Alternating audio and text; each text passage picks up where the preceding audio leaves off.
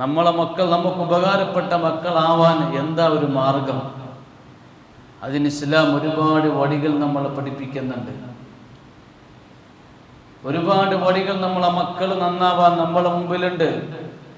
അതൊക്കെ വേണ്ടതുപോലെ നമ്മൾ പരിഗണിച്ചാൽ നമ്മളെ മക്കളെ സുന്ദരമായി കൊണ്ട് വളർത്താനും ദുന്യാവിലും ആഖിറത്തിലും ഉപകാരപ്പെടുന്ന മക്കളായി നമ്മളെ മക്കളൊക്കെ മാറും. അല്ലാഹു നമ്മളെ മക്കളൊക്കെ സ്വാലിഹീങ്ങളുടെ കൂട്ടത്തിലാക്കി തെരുമാറാവട്ടെ. ഒരു വിഭാഗം മക്കളെ പറ്റി പരിശുദ്ധമായ ഖുർആനിൽ അല്ലാഹു പറയുന്നുണ്ട്.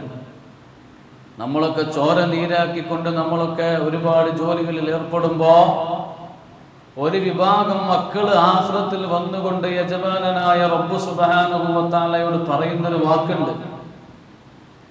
പരിശുദ്ധമായ ഖുർആനിൽ അല്ലാഹു ആ വാക്ക് നമ്മൾ ഓർമ്മപ്പെടുത്തുന്നു. യജമാനനായ റബ്ബ് സുബ്ഹാനഹു വ തആല ചില മക്കളെ പറ്റി ഖുർആനിൽ പറയുന്നു. ചില മക്കളെ പറ്റി അല്ലാഹു സുബ്ഹാനഹു വ തആല പരിശുദ്ധമായ ഖുർആനിൽ നമ്മെ ഓർമ്മപ്പെടുത്തുന്നു. ചില മക്കൾ ആഖിറത്തിൽ വന്നുകൊണ്ട് റബ്ബിനോട് പറയുന്നൊരു വാക്കുണ്ട്. റബ്ബനാ അരിനല്ലദീന അളല്ലനാ മിനൽ ജിന്നി വൽ ഇൻസി നജഅൽഹുമാ തഹത അഖ്ദാമിനാ. ഇതൊരു വിഭാഗം മക്കൾ ഒന്ന് പറയുന്ന വാക്കാണ്. ചില മക്കൾ ആഖിറത്തിൽ വന്നുകൊണ്ട് നമ്മോട് പറയുന്നൊരു വാക്കാണത്. റബ്ബന അല്ലാഹുവേ അരിനല്ലദീന അളല്ലനാ, ഞങ്ങളെ വഴിപിഴപ്പിച്ചതാ ഞങ്ങളെ ഉമ്മമാര് ഞങ്ങളെ ഉപ്പമാര് ദുന്യാവിൽ ഞങ്ങൾക്ക് സർവമാന സൗകര്യങ്ങളും ചെയ്തു തന്നുകൊണ്ട് നിന്റെ ദീൻ എന്താണെന്ന് ഞങ്ങൾക്ക് പഠിപ്പിച്ചു തരാത്ത ഞങ്ങളെ ഉമ്മമാര് ഞങ്ങളെ ഉപ്പമാര് നജഅൽഹുമാ തഹത അഖ്ദാമിനാ.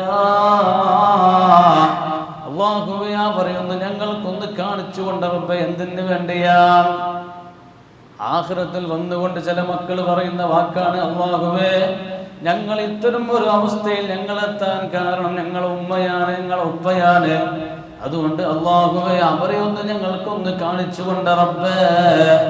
എന്തിനു വേണ്ടിയാണ് നമ്മളെ മക്കൾ നമ്മളോടത് പറയുന്നതെന്ന് അറിയോ? അല്ലാഹുവിന്റെ ഖുർആൻ പറയുന്നു നജഅൽഹുമാ തഹത അഖ്ദാമിനാ. അതിനു വേണ്ടിയാണ്. നമ്മൾ വിചാരിച്ചു നമ്മളെ സഹായിക്കാൻ വേണ്ടിയാണോ? നല്ല ചില മക്കൾ ആഖിറത്തിൽ വന്നുകൊണ്ട് പറയുന്ന വാക്കാണ് നജഅൽഹുമാ. അല്ലാഹുവേ ഞങ്ങൾ അവരെ ഒന്ന് ആക്കട്ടെ റബ്ബേ തഹത അഖ്ദാമിനാ, ഞങ്ങളെ കാലിന്റെ ചോട്ടിൽ വെച്ചുകൊണ്ട് ഞങ്ങളൊന്ന് ചവിട്ടട്ടെ റബ്ബേ. അതുകൊണ്ട് ഞങ്ങൾ ഉപ്പാനെയും ഉമ്മാനെയും ഞങ്ങൾക്കൊന്ന് കാണിച്ചുകൊണ്ട് അല്ലാഹ്. ചില മക്കൾ ആഖിറത്തിൽ വന്നുകൊണ്ട് പറയുന്ന വാക്ക്. അല്ലാഹു നമ്മളെ മക്കളൊക്കെ ആ കൂട്ടത്തിൽ പെടുത്താതിരിക്കുമാറാവട്ടെ. മുഅ്മിനീങ്ങളെ വലിയ വിഷയമാണ്. ആലോചിക്കി നമ്മളെ മക്കളെ നമ്മൾ ചോര നീരാക്കിക്കൊണ്ട് വളർത്തി നമ്മളെ മക്കൾ ആഖിറത്തിൽ വന്നുകൊണ്ട് പറയുന്നൊരു വാക്ക്. പഠിച്ചോനെ അല്ലാഹു നമ്മളെ മക്കളൊക്കെ സ്വാലിഹീങ്ങളെ കൂട്ടത്തിലാക്കി തെരുമാറാവട്ടെ. അങ്ങനെ ഒരു വിഭാഗം മക്കൾ ആഖിറത്തിൽ വരുമെന്ന് പരിശുദ്ധമായ ഖുർആനിൽ അല്ലാഹു നമ്മെ ഓർമ്മപ്പെടുത്തുന്നു. അല്ലാഹു നമ്മളെ മക്കളൊക്കെ സ്വാലിഹീങ്ങളെ കൂട്ടത്തിലാക്കി തരട്ടെ. വേറൊരു മക്കളുണ്ട്. വേറൊരു മക്കളും വേറൊരു വിഭാഗം മക്കളും ആഖിറത്തിൽ വരും. വേറൊരു വിഭാഗം മക്കളും ആഖിറത്തിൽ വന്നുകൊണ്ട് റബ്ബിനോട് പറയുന്നൊരു വാക്കുണ്ട്. അല്ലാഹുവേ ചില മക്കൾ വന്നുകൊണ്ട് അല്ലാഹുവോട് പറയുന്നു. അല്ലാഹ് യതൂഫു അലൈഹിം വിൽദാനും മുഖല്ലദൂൻ ബിഅക്വാബിൻ വഅബാരിഖ വകഅസിൻ മിൻ മഈൻ. ഇതൊരു മക്കൾ പറയുന്ന വാക്കാണ്. യതൂഫു അലൈഹിം വിൽദാനും മുഖല്ലദൂൻ. ആഖിറത്തിൽ വന്നുകൊണ്ട് ചില മക്കൾ പറയുന്ന വാക്കാണ് പഠിച്ചോനെ യതൂഫു അലൈഹിം വിൽദാനും മുഖല്ലദൂൻ.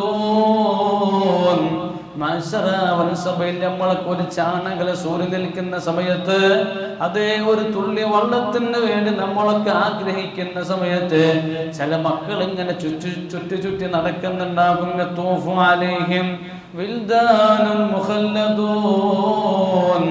ചില മക്കൾ ആഖിറത്തിൽ ഇങ്ങനെ ചുറ്റി നടക്കുന്നു. യതൂഫു അലൈഹിം വിൽദാനുൻ മുഖല്ലദൂൻ ബിഅക്വാബിൻ വഅബാരിഖ വകഅസിൻ മിൻ മഈൻ.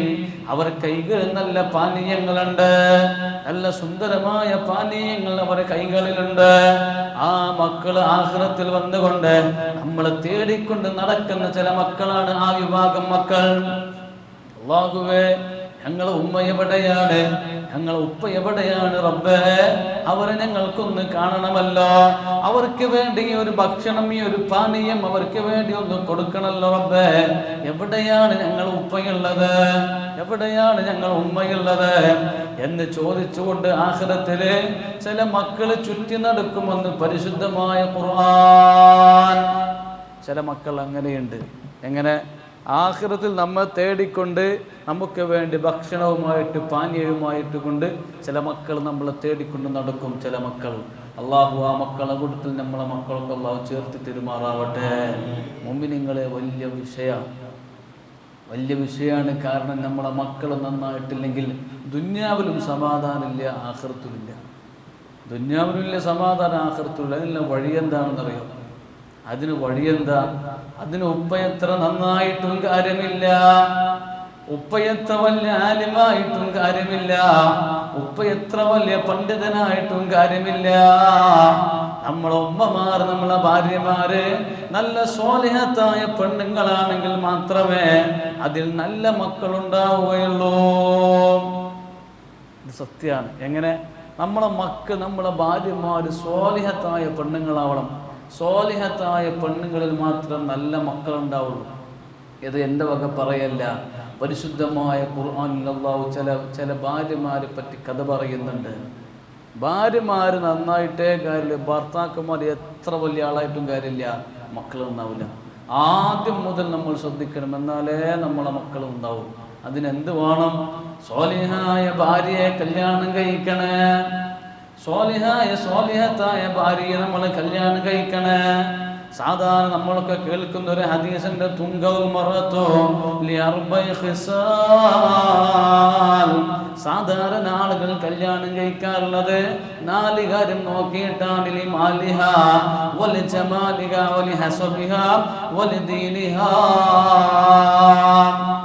ഈ 4 കാര്യം നോക്കിയിട്ടാണ് സാധാരണ ആളുകൾ കല്യാണം കഴിക്കാറുള്ളത്. ലിമാലിഹ, ഒന്ന് അവളെ ഭംഗി കണ്ടിട്ട്, അവളെ സമ്പത്ത് കണ്ടിട്ട്, അവളെ ഭംഗി കണ്ടിട്ട്, അവളെ തറവാട് മഹിമ കണ്ടിട്ട്,